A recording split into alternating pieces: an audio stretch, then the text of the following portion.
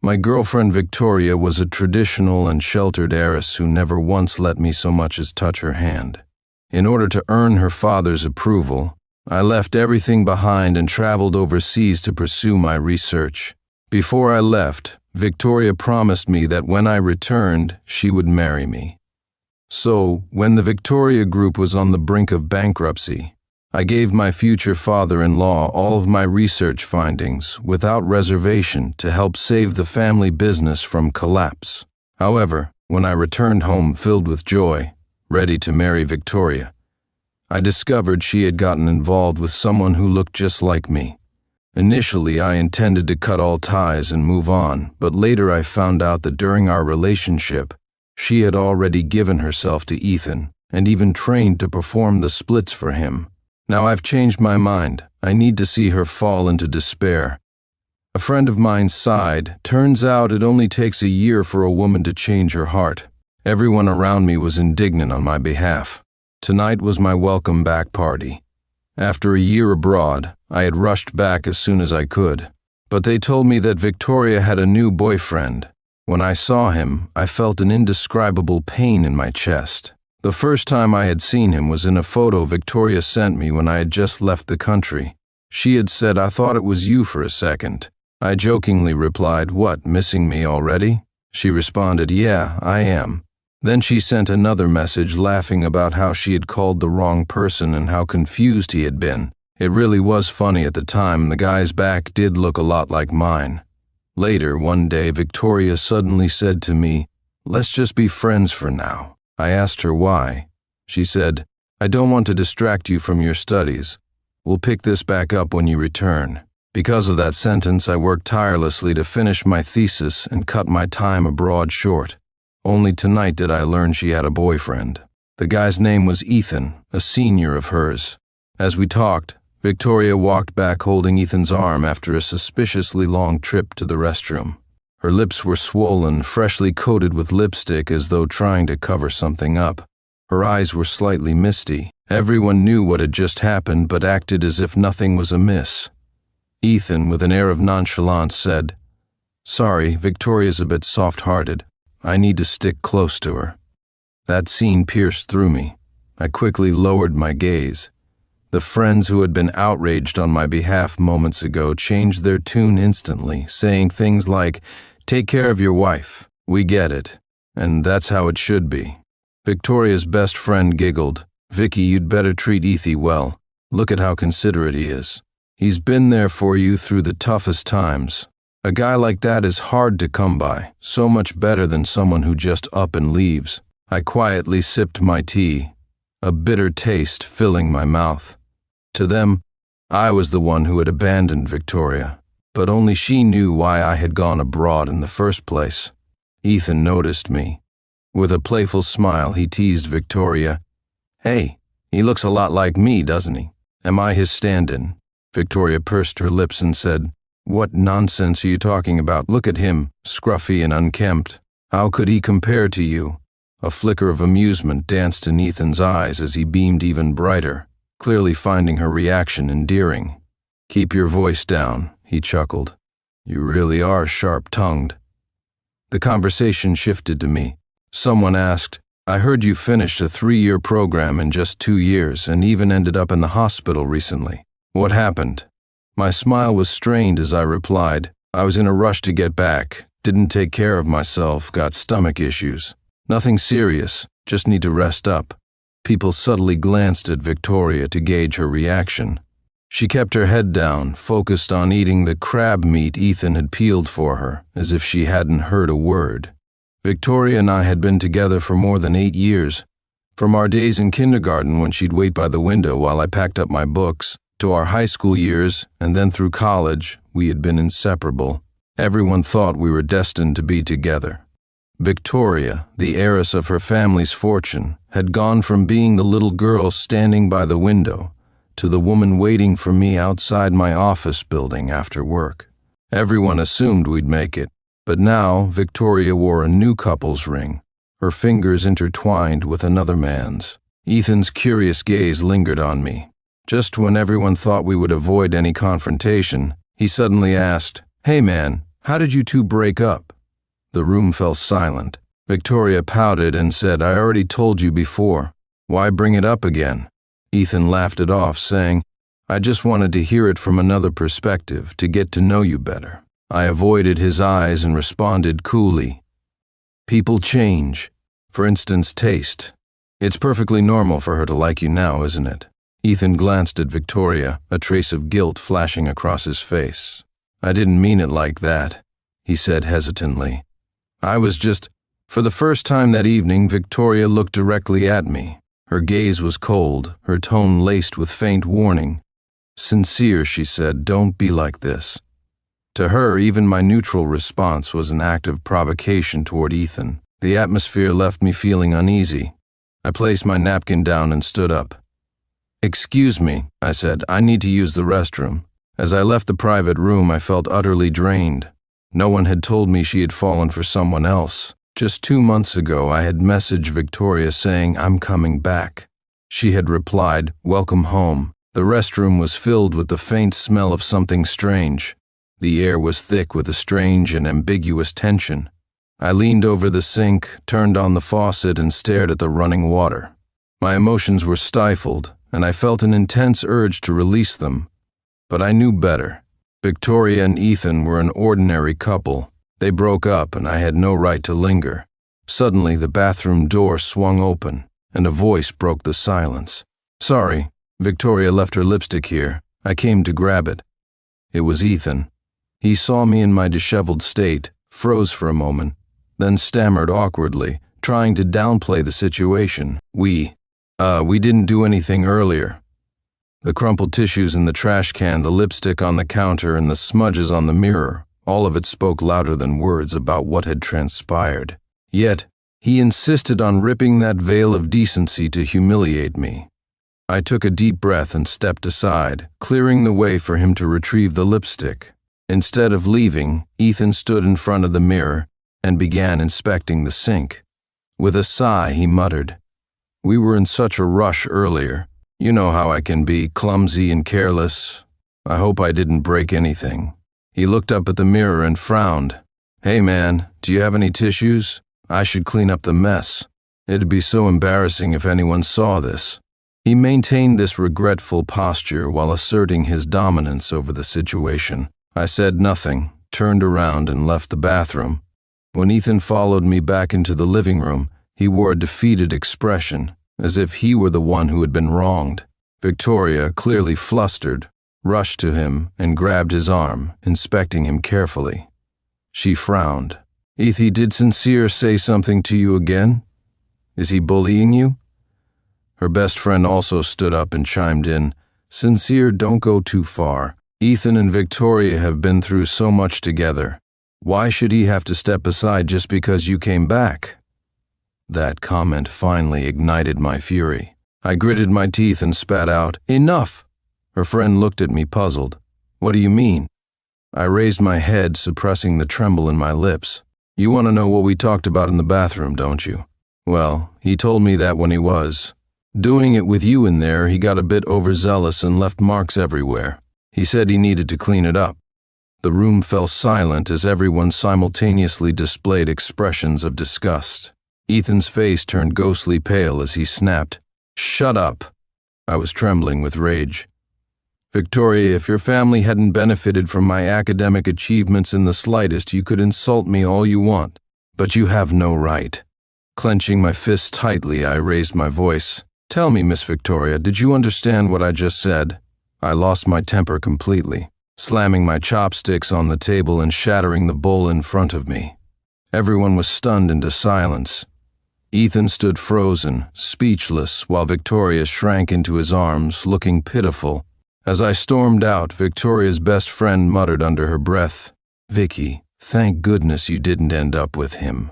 His temper is awful." I walked out with a cold expression, not stopping for a moment. The rainy season had passed, and the city was now gripped by a biting chill.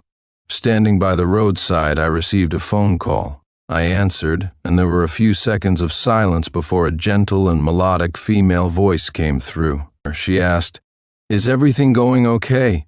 My emotions suddenly overflowed. I sighed. Professor, I'm so sorry. If anyone left a profound impression on me during my brief time as an exchange student, it was my mentor, Sophie. At just 30 years old, she was the youngest female professor at Mo Medical Center, with remarkable achievements in biomedical research. Once we had a heated argument about my decision to return home. Sophie had spoken to me in an icy tone. Sincere, I've always admired you. Technically, your personal life is none of my business. But with the promising future you have ahead, cutting your studies short seems like a poor decision to me. Your research shouldn't end here. But I returned home anyway, headstrong, charging into a dead end.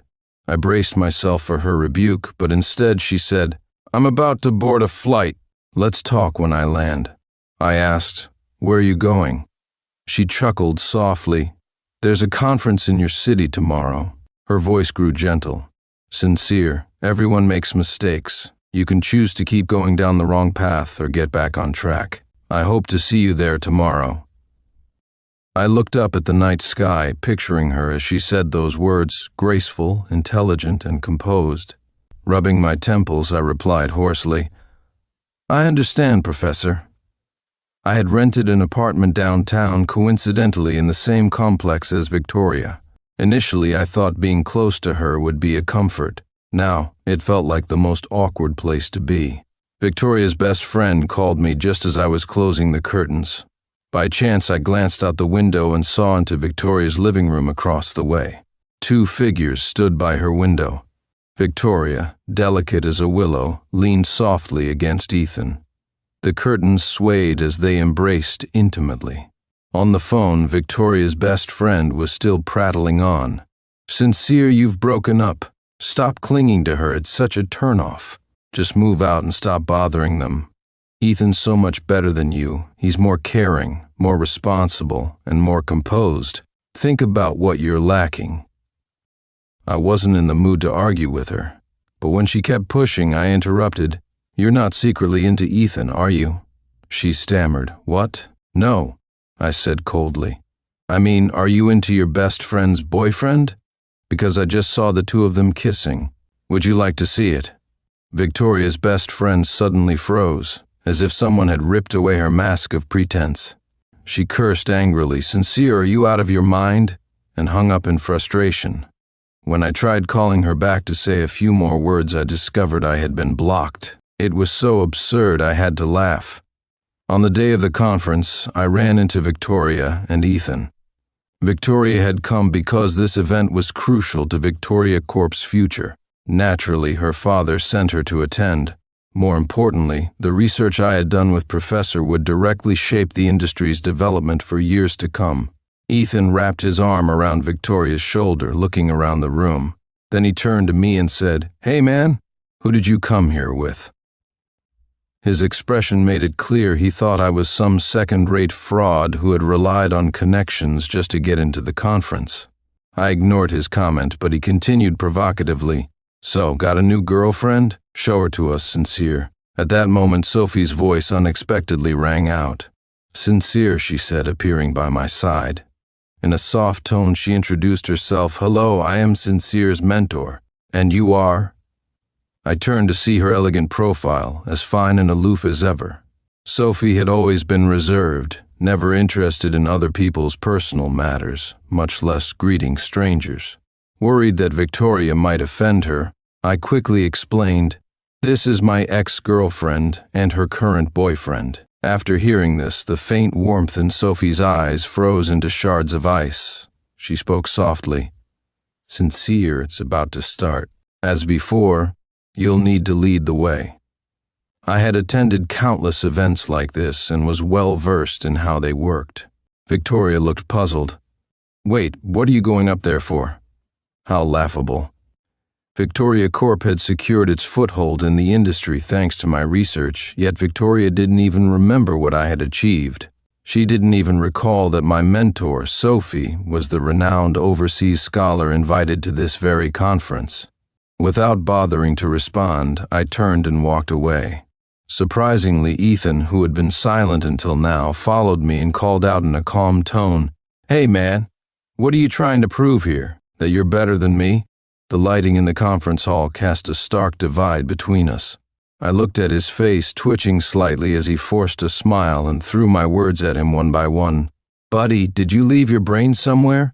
As my words fell, the lights in the hall dimmed. A dazzling spotlight shone down on me. Standing in the light, I couldn't see Ethan's expression. As Sophie once said, people inevitably take detours in life, whether due to momentary foolishness or sheer ignorance. But never ever hand over control to others, be it in your career or in love. I came from a humble background. To prove my worth to Victoria's father and win his approval for our relationship, I studied abroad. I handed over my first academic achievements to him, enabling Victoria Corp to rise to prominence. In return, I became the subject of ridicule, but I wouldn't make the same mistake again. That evening, I became the star of the event, sought after by numerous companies. An Ivy League graduate, a returning medical PhD, mentored by Professor Sophie, the combination of these accolades kept me busy with small talk all night. During a break, as I stepped out of the restroom, I saw Victoria waiting for me outside. "Sincere, long time no see," she said. For a moment, I felt transported back to the past, imagining her standing at the airport exit, smiling at me and saying the same words, "Sincere, long time no see." But when hopeful dreams are shattered by reality, all that remains are the jagged fragments, sometimes even repulsive ones. Expressionless, I replied, "Miss Victoria, isn't it a bit late for those words?" A flicker of hurt crossed her face. She bit her lip and said, "Last year, Victoria Corp went through a crisis. The company was on the brink of bankruptcy. My father mortgaged our house and cars. I was so scared, so distressed. Sincere, I did try to reach out to you. I wanted to talk to you, but you were too busy with your so-called experiments." Listening to her sudden complaints, I smirked mockingly. "So now it's my fault?" With a stern face, I continued, "You're the one who broke up with me. You're the one who said we'd talk when you came back. Victoria, why all the unnecessary drama? Is it really so hard to admit you couldn't wait?" She lowered her gaze, not daring to look at me. In a soft voice, she asked, "Then, can we get back together?" Without hesitation, I slapped her across the face. Her head turned to the side, a red handprint forming on her pale cheek. I laughed in disbelief and asked, "Victoria, are you for real? Do you think you'll die if no one loves you? When you face difficulties, you throw yourself into a man's arms. When your dad can't help, you come to me. When I'm not around, you find someone else. What's next? Should I arrange a posthumous marriage for you after you die?" Victoria hung her head in silence. Just then, Ethan appeared out of nowhere and shoved me. "How dare you hit her, Sincere," he shouted. "Do you know where you were when she swallowed sleeping pills to kill herself?" "Stop," Victoria interrupted him. "Victoria, don't hide it from him." Ethan angrily shook off her hand. "I was heartbroken when I saw how helpless she was back then. I felt sorry for her, do you know that? How could anyone have a boyfriend as irresponsible as you? During that time, I stayed by her side every day, comforting her, cheering her up, taking her on walks. And you, Sincere? Off studying abroad, earning your fancy degree, basking in everyone's admiration. Do you think you're some kind of chosen one, so everyone has to bow down to you?" I sneered. "Was her depression my fault? Did she ever tell me anything about it? And honestly, you're ridiculous. What exactly did your so-called companionship solve? Who do you think you are? The only reason she's standing here today is because my research saved the Victoria Corporation from collapse. The Victoria family avoided bankruptcy thanks to me. Now that they're thriving, what have I gotten in return?" Ethan gritted his teeth and snarled, "What have you gotten? Don't you know exactly what you're getting tonight?" I retorted, "Oh, I know perfectly well what I'm getting tonight, what I deserve. If she's alive, she should be thanking the doctor. Why should she thank you? The doctor worked tirelessly to save her life. Why doesn't she just marry the doctor then?" Ethan's face turned crimson, as if he'd been dealt a massive blow. He raised his voice. "She has depression. Don't you understand?" I rolled my eyes. "Are you talking about your mom again? How many times do I have to hear this? Are you a broken record or something? My tone turned impatient. If she's sick, get her treated, just don't come bothering me. Ethan was infuriated, and just as he was about to lash out at me, Victoria grabbed his arm, stopping him. She said softly, "Enough. I know who truly cares about me." That single sentence was like a dagger piercing my heart. The high-altitude research center where I worked was perpetually snowbound due to its northern location. Even at night, temperatures dipped far below freezing. For 2 grueling years, I had endured biting cold, shuttling between the lab and my dorm, all for the sake of my research. And that research I had handed over to Victoria's family to save their company. Yet now she stood there, claiming she knew who cared for her. I was livid. I clenched my teeth and snapped, "Victoria, did a dog eat your conscience?" Victoria pretended not to hear me. Instead, she held Ethan's arm and gently said, "Ethy, let's go home." When I pushed open the glass door to the rooftop, the sound startled the few people standing there. They all turned to look at me. Sophie was already seated there. She tilted her head and remarked, "First time I've seen you lose your temper." I rubbed my temples in frustration, trying to suppress the storm brewing in my chest. "Just some trouble. Nothing major," I muttered. Sophie blinked and looked me over. "It's okay, you don't have to bottle it up," she said with a small smile.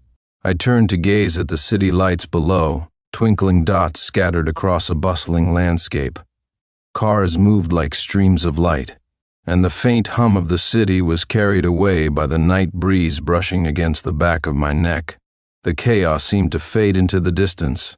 "That green tea witch, Victoria," I suddenly cursed under my breath. "What a shameless piece of work." Sophie chuckled softly and handed me a glass of whiskey. I clenched my trembling fists, took the glass, and downed it in one gulp. She spoke in a gentle tone. "Do you remember the first time you came to my lab?" I scratched the back of my head, recalling. "Yeah, I made a complete mess of things and ended up making our senior cry." Sophie rested her chin on her hand. "I knew you didn't come here voluntarily. Normally, I would have sent someone like you packing." She paused, then added seriously, "But later you made yourself indispensable. You thrived, and I couldn't bring myself to reject your application. Everyone has their own path to walk. You can't stop someone if they choose to get off midway, can you? Sincere, you don't belong here." I sat in the wicker chair, staring blankly at Sophie. "Professor, I thought you'd tell me to think it through." She had always stayed out of personal matters. This was probably the most intrusive thing she'd ever said. Sophie studied me intently with her almond-shaped eyes for a while, as if deep in thought. Suddenly, a gust of wind swept through. She lowered her gaze and murmured, "I'm sorry. I have my own selfish reasons, too." Her words were carried away by the wind, brushing faintly against my heart, leaving it trembling ever so slightly. The academic conference ended earlier than expected, just before 10 o'clock. As I walked out of the conference hall with my briefcase, I noticed a small crowd gathered near my car. The air was tinged with the faint smell of burnt ash. Descending the steps, I saw a smoldering fire pit placed in front of my car. The flames had just died out, leaving behind partially burned photos. One of them still bore half my face. The murmurs of the onlookers filled the air. "Who did this? So ominous. Isn't this like cursing someone to die?" On the car's windshield, someone had scrawled bold letters in red paint, "Adulterer must die." The perpetrator, worried their message might go unnoticed, had splashed the same bright red letters across the car body multiple times. Realizing I was the car's owner, the crowd began whispering and pointing at me. "He looks so respectable, but I guess not," someone said. "No wonder. People like that are everywhere, pretending to be proper but actually sleazy. And you know their so-called achievements are probably stolen." A surge of blood rushed to my head. No matter how much restraint I had, I couldn't tolerate such baseless slander. Through the sea of faces, I spotted Ethan standing confidently, his gaze unapologetic. Where on earth did he get such audacity? I pushed through the crowd and marched straight toward him. Ethan didn't expect me to confront him directly and froze. The next second, I grabbed him by the collar and slammed his face against the windshield. "Clean it up," I demanded coldly. He was stunned. After a brief moment of silence, he started struggling furiously. "Let me go! What are you doing?" he shouted. "Doing what needs to be done," I growled, my knuckles turning white as I tightened my grip. I held him down with one hand and pulled out my phone with the other to call the police. The commotion drew even more onlookers. But before I could complete the call, Victoria's piercing scream came from behind the crowd. "Sincere, let him go." Her panicked expression was something I had never seen before. She rushed over, and as she got close, I kicked over the fire pit, sending ash scattering onto her coat. "Where did those pictures come from?" I demanded harshly. Victoria avoided giving me a direct answer. Victoria maintained a calm yet firm expression as she said, "Hitting someone is against the law. Do you believe I'll call the police right now?" I was speechless. Ethan immediately stammered, No, you can't call the police. Victoria, whose side are you on?" I sneered, "So you're planning to turn Ethan in and sever all ties? Is that it?" Victoria was momentarily at a loss for words. She furrowed her brow and said, "Sincere, can you be reasonable? Why are you acting like a lunatic?" I smirked and replied, "Do you want to see something crazier?" I pulled out a voice recorder and pressed play. A recording of a conversation between Victoria and me began to play. I said, "Victoria, is it so hard to admit that you're not willing to wait any longer?" She replied, "Can we get back together?" I asked Victoria, "Do you have no shame?" Victoria's pupils dilated in shock as she glanced nervously at Ethan, who was staring blankly. She tried to explain, "Ethy, it's not what it sounds like. That's not what I meant."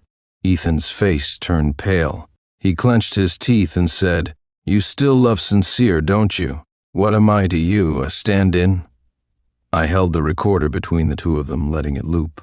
"Can we get back together? Victoria, do you have no shame? Can we get back together? Victoria, do you have no shame?" Ethan finally snapped. With a roar, he grabbed the recorder and smashed it to pieces. He pushed Victoria to the ground and stormed off. Victoria struggled to her feet, her voice trembling as she said, "Sincere, you are so heartless." With that, she ran off crying, leaving behind a mess and a crowd of stunned onlookers. I swept my gaze across the scene, said nothing, and got into my car. After a moment, I covered my eyes and let out a deep sigh. The security camera at the entrance had captured Ethan vandalizing my car. Not only had he sprayed paint all over it, but he'd also used a hammer to dent the hood. If I refused to settle, Ethan might be detained for a few days, but only a few days. The compensation they offered had significantly increased. I sat in the mediation room across from Victoria and an enraged Ethan. Ethan signed the settlement agreement with gritted teeth and handed it to me. The officer said, "Mr. Ethan, the other party is requiring you to apologize." Ethan glared at Victoria and spat. "I will never apologize. Victoria, maybe I'm not as good as your childhood sweetheart. I can't stop whatever clandestine thing you two have going on, but I have my pride as a man. I will never bow to him." I was speechless. With a blank expression, I said, "Are you brainless? Victoria and I have been over for a long time." Victoria pouted and turned to me. "Sincere, we've already given you the money. Why are you being so petty? Why can't we just let it go?" I chuckled. "Let it go? Since when does the perpetrator get to decide that?" I pushed the settlement agreement back toward them and said generously, "Fine, let's settle this, but double the compensation, and I'll let it go." Victoria's face flushed red as she bit her lip. I interrupted her. "What? Can't speak? If your mouth's broken, you'll have to pay up." Ethan slammed the table and shouted, "Fine, it's just money, right? We'll pay. The Victoria family has plenty of it." Victoria was speechless. In the end, they paid up without hesitation. After all, the Victoria family had profited handsomely from my work, but now I no longer cared. Money was all that mattered. As I left the police station, Ethan held Victoria in his arms, his eyes filled with remorse. "I'm sorry, I lost my temper." Victoria tugged on his sleeve and said, "It's not your fault, Ethy. It's all my fault for trusting the wrong person in the past. I didn't expect him to be so cruel." It was raining outside. I stood under the eaves, staring at the curtain of rain for a long time without speaking. Honestly, it felt meaningless. A decade-long relationship had disintegrated in just a few days. Frowning, I checked my phone and saw a text message. I froze as I read it. I told you there was something fishy between Ethan and Victoria. A friend of mine found Ethan's social media. Here's a photo he posted last year during the first week of May. You and Victoria hadn't broken up yet, right? The photo showed Ethan in a towel, smirking at the hotel mirror. He held his phone in one hand and had his other arm wrapped around the waist of a masked woman. His caption read, "Finally met my online crush in person. Ready to go all night." The comments below were equally enthusiastic. "Way to go, man. I've been rooting for you two all along." "Go for it, bro. Your girlfriend's got an amazing figure." Ethan responded, "Of course, she can even do the splits." I clutched my phone tightly. The cold seeped into my bones and I felt numb. At that time, I had been abroad for less than a year, with no accomplishments to my name. Victoria had already hooked up with Ethan. Later, the Victoria Group took my work and rose to the top of the industry. How dare she? Victoria called out to me from behind. She spoke coolly. "Considering how long we've known each other, you should think about collaborating with the Victoria Group." I took a step back, putting more distance between us. A wave of nausea rose from my stomach, and it took all my effort to keep my tone steady. I replied calmly, "What happens if your boyfriend comes barking at me again?" Ethan was about to lash out, but Victoria pulled him back and said he won't. "From now on, we'll only discuss business. He won't bother you anymore." How amusing. She still had the audacity to talk about collaboration. Until today, all I wanted was to cut ties with her completely. But now, I've changed my mind. To drag her into despair, the rain was still falling, the steady patter creating a trance-like rhythm. "Sincere," Victoria called out to me. I shook my head slightly and smiled faintly. "How much credibility do you think you still have with me?" I asked. Victoria pressed her lips into a thin line, remaining silent for a long while. I reached into my pocket and pulled out a small sealed bag containing a silver ring. I tossed it into the puddle at her feet. "This," I said, "is useless to me now." Back then, when she had begged me to buy this pair of silver rings, we were still high school students. The rings were simple, nowhere near as luxurious as the one currently adorning her ring finger. We wore them for years. I had planned to replace hers with a diamond one after returning to the States to propose to her. But life is unpredictable. Plans are always outpaced by reality. Victoria stared intently at our couple rings in the rainwater, her lips pale. It was laughable, really. She seemed to recall something all of a sudden, guilt flashing across her face. "Sincere," she whispered, biting her lip. "Don't call me that," I replied firmly, taking a step back into the rain. The downpour instantly drenched me. Victoria tried to step closer, but Ethan grabbed her arm, holding her back. "Victoria," I said, managing a wry smile, "stay away from me from now on." As Sophie and I got into the car and drove off, Ethan and Victoria seemed to be arguing.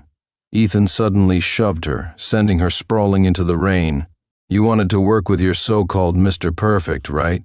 Then go," he yelled. "Stop bothering me.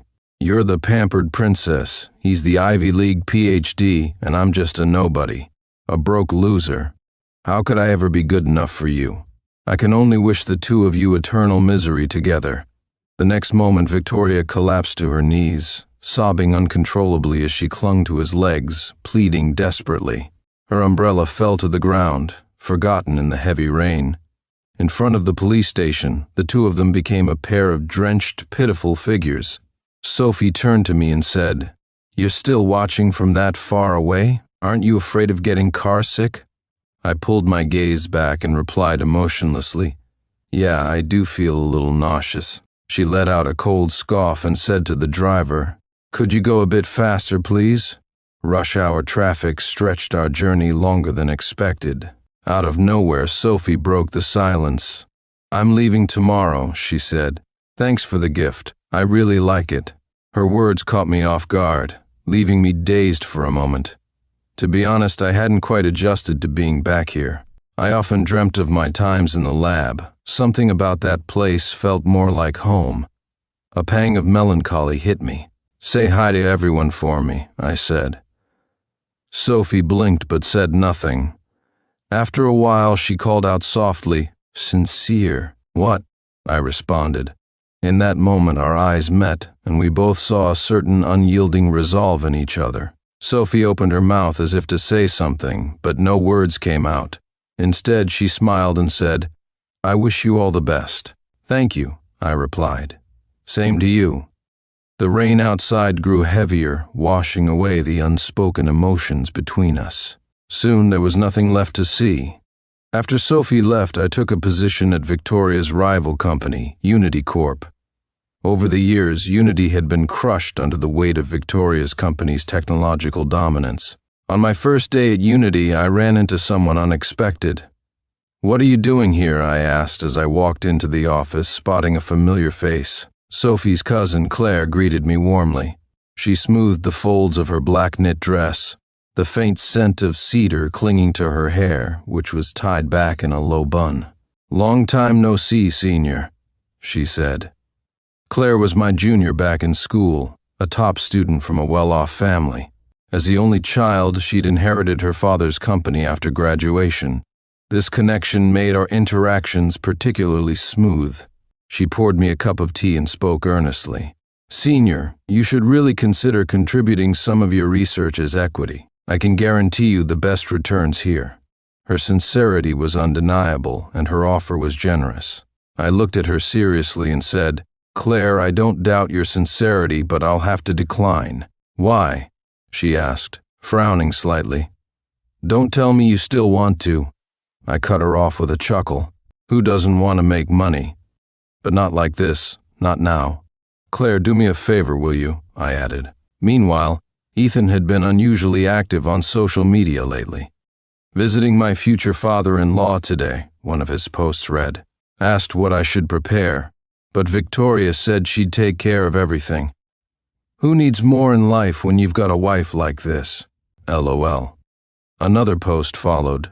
"Future father-in-law is very impressed. Guess I don't have to work hard anymore." The comments section was buzzing. "About to achieve financial freedom, huh?" Someone teased. Another scoffed. "Pathetic. Living off a woman, what's there to be proud of?" Yet another chimed in. "You're too young to understand. 1,000 books and 1,000 miles don't compare to having a rich wife. Nothing wrong with living off a woman. Ethan should write a guidebook on how to do it shamelessly," one commenter joked. Amid such adoration, Ethan continued flaunting his life day after day. Perhaps he'd heard that my position at Unity wasn't particularly enviable. A little digging would reveal my late-night grind was a regular occurrence. He started sending me messages. "Bro, don't overwork yourself," he wrote. "You need to get out more. Otherwise, when you find a girlfriend, you'll work yourself to death. What's the point of earning money if you're too dead to spend it? Someone else will be spending your money, playing with your girl, and raising your kid. How tragic is that? Man, I feel so guilty living in luxury without lifting a finger. Honestly, I should thank you. Without your research, I wouldn't be living the dream." I ignored all of it. This situation dragged on for over 6 months, and my career remained stagnant. Meanwhile, Ethan, leveraging his so-called gold digger survival guide, had amassed a decent following. Nowadays, whenever friends discussed him, there wasn't a single one who didn't praise him, claiming he had some actual talent. Gradually, I faded from everyone's view. One ordinary Friday evening, Ethan messaged me right on time. He said, "Bro, Victoria's pregnant. It's mine. Thanks for all your hard work making money for the company. Now I'm about to marry a rich, beautiful woman and reach the pinnacle of life. Happy for me? Jealous?" He even included a grinning emoji. I had explained to him countless times that there was nothing between Victoria and me, but he wouldn't believe me. Honestly, over the past 6 months, Ethan's mental state had taken a bizarre turn. Originally, my plans didn't even include him. I had explicitly warned him not to bother me anymore. Unfortunately, it's hard to persuade someone determined to act irrationally. Within minutes, he bombarded me with messages. Do you not understand human language? I'm going to be a dad. Stop clinging to Victoria. She's my wife. If I catch you meeting her late at night again, I won't hesitate to live stream kicking your ass. While he was ranting, I was sitting directly across from Victoria. Are you pregnant? I asked. Victoria sipped her red wine, frowned, and looked at me. I chuckled. You should drink less. It's not good for your health. She nodded, continuing to review the documents in front of her without saying much. I motioned for the waiter to swap her drink for juice. As I wiped my hands, I asked, after we part ways, where do you go if not home? Victoria dodged the question and instead asked, is this all that Sophie told you? This proposal seems incomplete. Yes, Victoria and I had been privately in touch for 2 months now. Due to the rapid rise of United Corporation, their bid next month had become the strongest competition for the Lewis Group. In the midst of Victoria's father's frantic efforts to manage the situation, I extended an olive branch.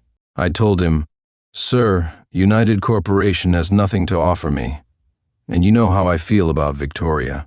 Because of that, I'm more inclined to collaborate with you. He took the hint and assigned Victoria to liaise with me. Victoria and I had known each other for over a decade, so playing the emotional card came naturally. Our relationship rekindled quickly. Every week, we'd meet at an exclusive private restaurant. I'd provide her with intel to help Lewis Group counter Sophie's strategies, but that was the extent of it. I had no interest in interfering in other people's relationships, nor would I allow her to stay out all night because of me. Victoria had complained to me more than once about this. She pouted, if I'd known this sooner, you should have just collaborated with Lewis Group from the start. Why make things so complicated? Massaging my slightly aching temples, I replied, if I gave you the entire proposal, United Corporation would have me locked up. As I spoke, I unintentionally adjusted my briefcase. I'm heading to the restroom. Hurry up and finish reviewing. Before I could finish speaking, the door was suddenly pushed open with a bang. Ethan, flanked by several burly men, stormed in. He gritted his teeth, pointing at me, and said, That's him. Holding his phone tightly, his expression was filled with rage, as if he wanted to tear me apart. It had been a while since I last saw Ethan. He looked significantly thinner, far from the confident, carefree image he portrayed on camera. His eyes were sunken, his cheeks hollowed, and his entire demeanor screamed exhaustion. Before I could say a word, I was surrounded by the men he'd brought, who hurled insults at me. Shameless, how dare you mess with my boss's woman? Are you tired of living? Thankfully, I had chosen a place with excellent security. After a brief scuffle, the security guards quickly subdued them. In the chaos, I sustained a minor scratch. Ethan cursed, Look at this. Is there no justice left? My wife's pregnant, and they're behaving like this. I wiped the scratch on my hand and turned to look at Victoria. She remained curled up on the sofa, silent, like most women caught in the act of infidelity. She acted as though the battlefield belonged solely to the men, and the flames of conflict would never reach her. Rolling up my sleeves, I walked over and slapped Victoria hard across the face. The sound echoed, and the room fell silent. Victoria froze, covering her cheek in disbelief as she looked up at me. What are you staring at? I said coldly. If you want this collaboration to continue, make sure this idiot stops pulling these stunts, otherwise we all go down together. Ethan continued his tirade. If you've got the guts, let me go. Let's fight one-on-one. I'll beat the crap out of you, you bastard. Funny how life works. When I was younger, I couldn't understand Victoria.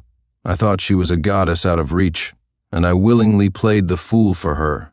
Yet, in just a few short months, I'd come to see her clearly. She was selfish, with no one in her eyes but herself. Seeing her still frozen in place, I smiled calmly and said, Victoria, don't forget, this is corporate fraud. If we're caught, we're going to jail. Ethan, impulsive and hot-headed, couldn't care less about such matters. All he knew was that Victoria and I were in the same room, and in his mind that was reason enough to assume something was going on. Like a wild animal, he broke free from the guard's grasp and smashed the TV in the private room with a bat. But Victoria, who had once been on the brink of ruin, cared deeply. Her glamorous life couldn't end here. For the next few minutes, I became an observer. Victoria slowly stood up. The next moment, she walked toward Ethan, and the enraged Ethan delivered a resounding slap, leaving him wide-eyed and in utter disbelief. His fury dissipated in an instant, replaced by a mix of disappointment and confusion. In a raspy voice, he asked, "Victoria, what's gotten into you?" A flicker of regret flashed through Victoria's eyes. She bit her lip and muttered, "I'm sorry, Ethy, Ethan's face turned pale. He gave her one last deep look before storming off with his group of friends, not bothering to glance back. Victoria stood with her back to me, her silhouette radiating desolation. After a long silence, she finally spoke, "Sincere, I'm pregnant with his child. This is the last time. After this, let's not see each other again." I picked up my briefcase, a sneer forming on my lips. Pregnant with his child. What a joke. She probably doesn't even know whose child it is. Every time we wrapped up our meetings early, she and her girlfriends would head to some ultra-discreet venues, not returning until the middle of the night. Now that Ethan's starting to suspect she's trying to pin it on me, dream on. As I grabbed my coat and brushed past Victoria, I whispered a warning. "Victoria, do yourself a favor, find some decency. Otherwise, even hell won't have a place for you after you're gone." 2 weeks later, the bidding began, but Victoria found herself embroiled in a scandal. Ethan, a prominent blogger, reappeared after a 2-week hiatus and immediately went public with allegations about Victoria, exposing her supposed affair with me. The internet exploded with criticism, and I wasn't spared either. Sophie called me, her voice calm yet concerned. "Sincere, have you thought about what this could do to your reputation?" I looked at a photo Sophie had sent, her standing on a snowy mountain range, gazing serenely at the sunrise. Her almond-shaped eyes exuded warmth and tranquility, and for a moment I found myself missing her. I glanced at the paper calendar on my desk and ticked off another day. "It won't," I replied. "I just want the promise made to me to be fulfilled when our company becomes the industry leader." "Of course," Sophie assured me. Despite the rumors swirling about me and Victoria, Sophie chose to trust me. She even suggested, "Maybe you should consider staying here for good." "If the opportunity arises, I will," I replied. In just a few days, the rumors intensified. Even at work, people whispered and pointed. Often, I'd find myself staring at the 19th floor of the office building across from me, Victoria's floor. One day, she finally noticed me. She waved, then quickly called, "Ethan has been taken care of by my dad.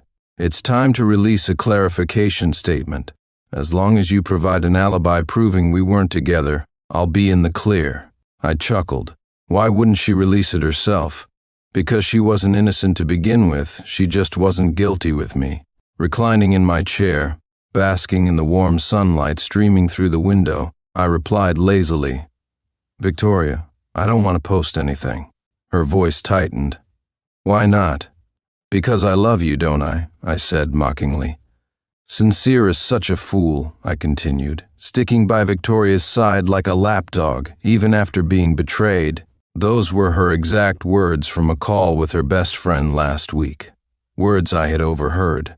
For someone who fancies herself clever, Victoria sure is naive, believing all men are driven by their baser instincts. How laughable. There was a pause on the other end, followed by a flustered, angry retort. "Sincere, what do you want? If you help me, I'll marry you." Her answer amused me. "What are you thinking, Victoria? Have you forgotten you're carrying someone else's child?" Her tone became desperate. "Sincere, please don't say that about me. You know I'm innocent." "Innocent? No, I don't know that," I replied, standing and tapping the window lightly. "Victoria, handle your own problems." I hung up, watching as she pressed herself against the floor-to-ceiling window, glaring at me with fury. She was on the verge of losing it. When someone has anger but no outlet, madness isn't far behind. This scandal dealt a severe blow to the Victoria family business and utterly destroyed her reputation. I refused to testify on her behalf, and Sophie even filed a police report accusing Victoria of colluding with me to steal trade secrets. In the police station, Victoria confessed to everything, including her late-night escapades to places frequented by corrupt officials and trust fund brats. From the adjacent room, I listened to the absurd spectacle unfold. This time, Ethan completely snapped. He hurled a medical report at Victoria's face, shouting, "Victoria, you've got some nerve. You don't even know who the father is, do you? And you call yourself a lady of stature. You're nothing but a free." Turns out it wasn't just one. There were 7 or 8 on the same day. The circles she ran in were truly depraved. I tried to zone out, my expression vacant as I suppressed the urge to laugh. "Focus," the officer barked, slapping the table. "I didn't do it," I said. "Then why did she have your company's files?" "No idea," I replied. It didn't take long for them to uncover the surveillance footage of that day. While I had stepped out to use the restroom, Victoria had rummaged through my briefcase, accessed my laptop, and inserted a USB drive. She had obtained the information through illegal means. Classified matters had nothing to do with me. I was acquitted. Unfortunately, it was raining again. It seemed like every time I visited such places, it was always raining. I actually preferred snow. Sophie stood at the door waiting for me, her face full of curiosity. She smirked and said, 7 or 8, Ethan. I had no idea Victoria was so messy and private. That's outrageous. Anyone who didn't know better would think she was filming some kind of, well, you know. Laughing halfway, she suddenly stopped and asked, "Ethan, I just want to ask, did you check, yourself?" I chuckled and replied, "Don't worry about me. Just think about how to make money instead." Back when I first started med school, the professor told us to always check the infectious disease report before taking any intimate steps. So, over the years, I've never been in a hurry to take things further with her. Turns out that caution spared me a lot of trouble. Ethan had fallen seriously ill, looking utterly defeated and slumped on a public bench, his face hollow and lost. I didn't want to engage with him, but as I passed by, he called out to me. "Why are you fine?" he asked. I lowered my head, sighed slightly, and slipped a classmate's business card from the infectious disease department into his hand. "Stay strong," I said. "When Victoria gets out, she'll need you to take care of her." My voice cracked as I turned abruptly, heading towards Sophie, who was laughing uncontrollably.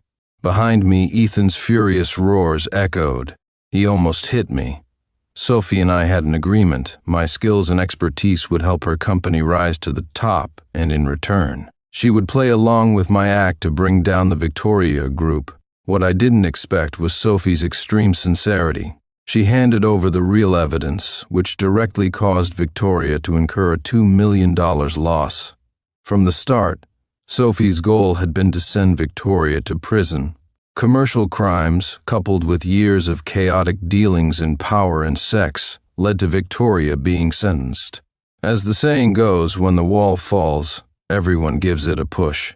After I left the country, her affair with Ethan was leaked online. The internet was ablaze with comments. "Ethan is the real scumbag. Scumbag and trashy woman, they deserve the consequences." Thankfully, Sincere was cunning. For most people, this kind of situation would have left them helpless and bitter. From the time I returned and learned the truth to the resolution of all matters, a year had passed. I booked a flight ready to leave. Before departing, I paid Victoria a visit. She was a woman who had lost everything and was now terminally ill. What a miserable sight, no trace of her former radiance, her frail figure barely holding together. Her hoarse voice asked, "Are you satisfied, Sincere? I never thought you could be so heartless, just because I didn't wait for you. You had to ruin me like this."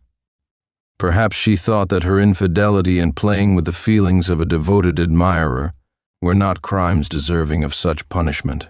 I couldn't help but laugh. "Victoria, I have to make money," I said. "What?" Her eyes locked onto my face with intensity. "What do you mean?" I leaned closer, gripping the phone receiver tightly. Close enough for her to see every detail of my expression, I lifted my eyes and gave her a mocking smile. I need to clear the market, Victoria. If your company doesn't fall, how can I dominate? How else can I make money? Did you really think I'd be trapped by emotions and crumble into failure?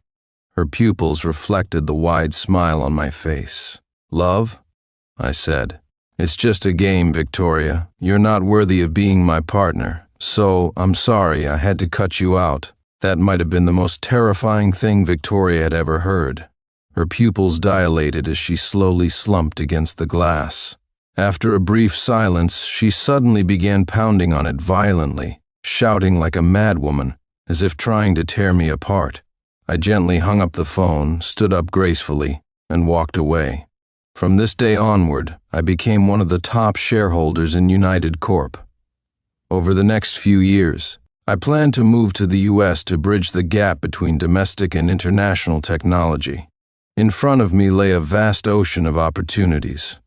The bottom feeders were destined to remain on the shore, meeting their ultimate fate. On the day of my departure, Sophie grabbed my suitcase at the airport and said, "Ethan, to be honest, I really like you." She was bold and straightforward, unafraid to be rejected. Despite countless denials from me, she never gave up. I smiled and asked, "Love or money? Pick one." She snorted lightly. "Obviously money," she replied without hesitation. We both laughed. I pulled my suitcase toward me and said, all right, thank you for liking me, but I really have to catch my flight now." Sophie stared at me seriously for a moment, then suddenly hugged me around the waist. Her voice softened as she said, "Ethan, safe travels." I nodded and replied, "Looking forward to seeing you again." She let go of me, defiantly pushing me forward, not allowing me to glance back at her. A year later, I found myself standing once more at the doors of the MO Medical Center. It felt like years ago, when I stood here for the first time, torn between my longing for Victoria and my homesickness. Nothing had changed. The busy colleagues, the casually built snowmen, and the vast, desolate snowfields stretching for miles. Snow was falling again. In this high-latitude foreign land, spring seemed forever out of reach. Yet it was here that I found my purpose, glimpsed the light of science in the clash of human intellect, and saw the hope for the continuation of human civilization. Rubbing my frostbitten cheeks, I approached the door. Before I could reach it, it slowly opened. A tall, slender figure stood in the doorway, her almond-shaped eyes radiating a gentle smile. In that instant, spring felt within reach again. Sophie extended her hand and smiled at me. "Welcome home, Sincere.